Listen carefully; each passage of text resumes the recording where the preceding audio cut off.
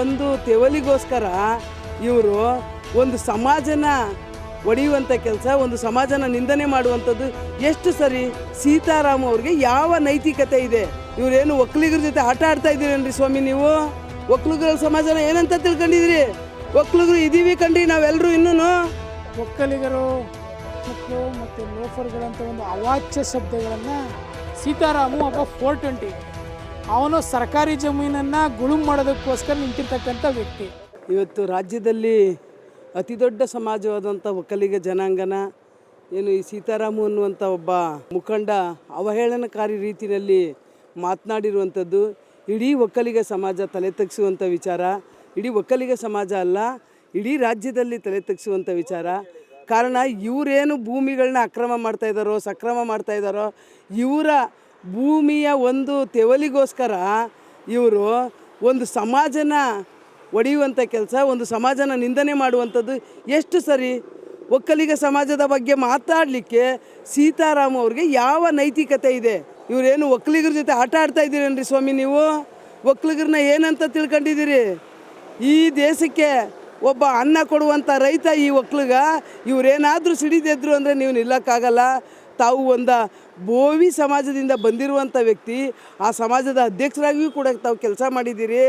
ಆದರೆ ನೀವು ಒಂದು ಸಮಾಜನ ಪ್ರತಿನಿಧಿಸ್ತಾ ಇರೋರು, ಮತ್ತೊಂದು ಸಮಾಜನ ನೀವು ಅವಹೇಳನಕಾರಿ ರೀತಿಯಲ್ಲಿ ನೀವು ಮಾಡ್ಕೊಳ್ಳುವಂಥ ಭೂ ಅಕ್ರಮಗಳಿಗೆ ಒಂದು ಬೆಂಬಲ ಬೇಕು ಅಂತನಾ? ಅಲ್ಲ ಸ್ವಾಮಿ, ನೀವು ಒಕ್ಕಲಿಗರ ಸಮಾಜನ ಏನಂತ ತಿಳ್ಕೊಂಡಿದ್ದೀರಿ? ಒಕ್ಕಲಿಗರು ಇದೀವಿ ಕಂಡ್ರಿ ನಾವೆಲ್ಲರೂ. ಇನ್ನೂ ನೀವೇನಾರ ಈ ತಕ್ಷಣ ಕ್ಷಮೆ ಕೋರಿ ಒಕ್ಕಲಿಗ ಸಮಾಜನ ನೀವು ಕೇಳಲಿಲ್ಲ ಅಂತಂದರೆ ನೀವು ಎಲ್ಲಿ ಹೋದ್ರೂ ಕೂಡ ನಾವು ಪ್ರತಿಭಟನೆ ಮಾಡಲಿಕ್ಕೆ ನಮ್ಮ ಸಮಾಜ ರೆಡಿಯಾಗಿದೆ.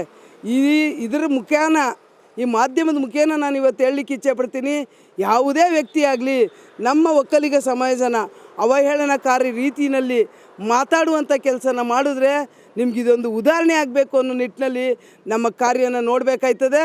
ಇನ್ನು ಮುಂದಾದ್ರೂ ನೀವು ಎಚ್ಚೆತ್ಕೊಂಡು ಒಕ್ಕಲಿಗ ಸಮಾಜದ ತಂಟೆಗೆ ಬರದೇ ಇರುವಂಗೆ ತಮಗೆ ನಾನು ಈ ಒಂದು ಮಾಧ್ಯಮದ ಮೂಲಕ ಆಗ್ರಹ ಪಡಿಸ್ತೇನೆ. HD ಕೋಟೆಯಲ್ಲಿರ್ತಕ್ಕಂಥ ಒಬ್ಬ ಕಾಂಗ್ರೆಸ್ ಮುಖಂಡ ಅಂತಲೇ ಹೇಳ್ತಿದ್ದಾರೆ, ಅದಕ್ಕೆ ನಮ್ಗೆ ಸ್ಪಷ್ಟ ಮಾಹಿತಿ ಇಲ್ಲ.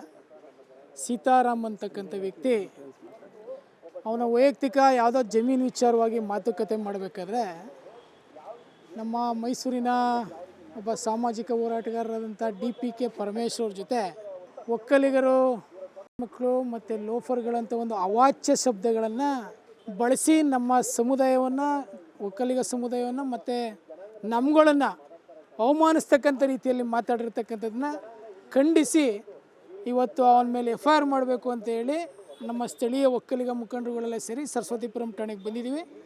ಈಗಾಗಲೇ ಆದೇಶವನ್ನು ಮಾಡಿರ್ತಾರೆ ಇವರು ಸಬ್ ಇನ್ಸ್ಪೆಕ್ಟ್ರು, FIR ಮಾಡಿ ಅಂತ.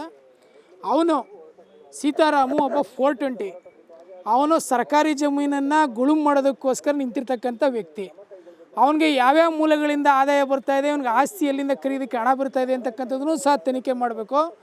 ಈ ಕೂಡಲೇ ಅವನು ಒಕ್ಕಲಿಗ ಸಮುದಾಯದ ಕ್ಷಮಾಪಣೆಯನ್ನು ಕೇಳಬೇಕು. ಮೈಸೂರು ಜಿಲ್ಲಾಡಳಿತ ಇವ್ರ ಮೇಲೆ ಸುಮೋಟ ಕೇಸನ್ನು ದಾಖಲು ಮಾಡಿ ಮೈಸೂರಿಂದ ಗಡೀಪಾರು ಮಾಡಬೇಕು ಅಂತ ನಾವು ಇವತ್ತು ಆಗ್ರಹವನ್ನು ಮಾಡ್ತಾಯಿದ್ದೀವಿ.